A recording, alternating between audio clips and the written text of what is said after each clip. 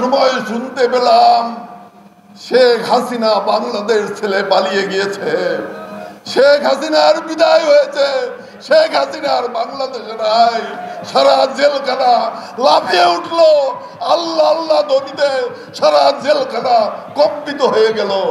প্রিয় বন্ধুগণ, যখন আজকের এই দিনে, এই রাত্রে, গত রাত্রে আমি জেলখানায় কি অবস্থায় ছিলাম তার একটু সামান্য বর্ণনা দিই। বন্ধুরা আমার, 4 তারিখ, আপনারা মনে আছেন আজকে 5 তারিখ, 4 তারিখ সারা বাংলাদেশে 4 তারিখেও শত শত মানুষকে হত্যা করা হয়েছে। এবং সেই হত্যার খবর আমরা যখন জেলখানা থেকে পাই, জেলখানার মানুষ, সমস্ত মানুষ কান্নায় ভেঙে পড়েছিল। আমি রাত্রে খবর পেলাম আমরা যে শেখ হাসিনা কঠোর সিদ্ধান্ত নিয়েছেন, আগামীকাল কঠোর হস্তে এই আন্দোলন দমন করা হবে। আপনাদের নিশ্চয় মনে আছে এই সিদ্ধান্ত নিয়েছিলেন। আজকে রাস্তায় আসতে আসতে সেই কথাটা মনে হয়েছে, কালকে সারা রাত্রে সেই কথাই মনে হয়েছে।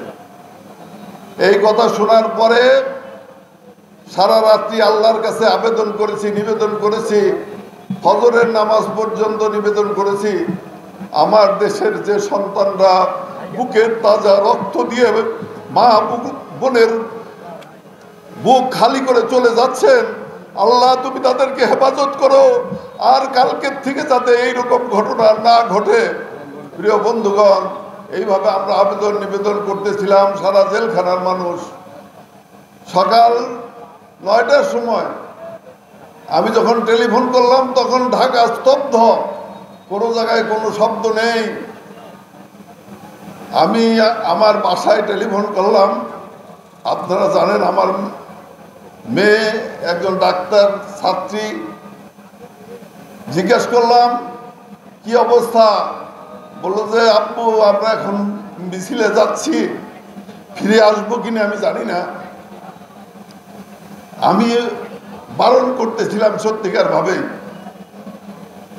কিন্তু তারা মিছিলে চলে গেল। এই আধা ঘন্টার মধ্যেই খবর পেলাম ঢাকার রাস্তায় লাখো লাখো লোক, লাখো লাখো জনতা একত্রিত হয়েছে স্বৈরাচারী শেখ হাসিনার পতনের বিরুদ্ধে। শব্দ শুনতে পেলাম মানুষের আহাজারি, হঠাৎ করে স্বৈরাচারের বুলেটের শব্দ স্তব্ধ হয়ে গেল। সেনাবাহিনী, পুলিশ, বিডিআর সমস্ত গুলি স্তব্ধ করে দিয়ে মানুষের পক্ষে এসে দাঁড়ালো, মানুষের কাতারে এসে দাঁড়ালো। ঠিক 11টার সময় শুনতে পেলাম শেখ হাসিনা বাংলাদেশ ছেড়ে পালিয়ে গিয়েছে, শেখ হাসিনার বিদায় হয়েছে, শেখ হাসিনার বাংলাদেশে নাই। সারা জেলখানা লাফিয়ে উঠলো, আল্লাহ আল্লাহ ধ্বনিতে সারা জেলখানা কম্পিত হয়ে গেল। প্রিয় বন্ধুগণ, এই কথাগুলোই স্মরণ করে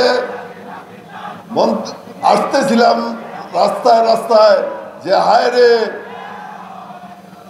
আমার আল্লাহ কত বড় রহমত নাজিল করেছেন। আল্লাহ কি না করতে পারেন, আল্লাহ কি না করতে পারেন।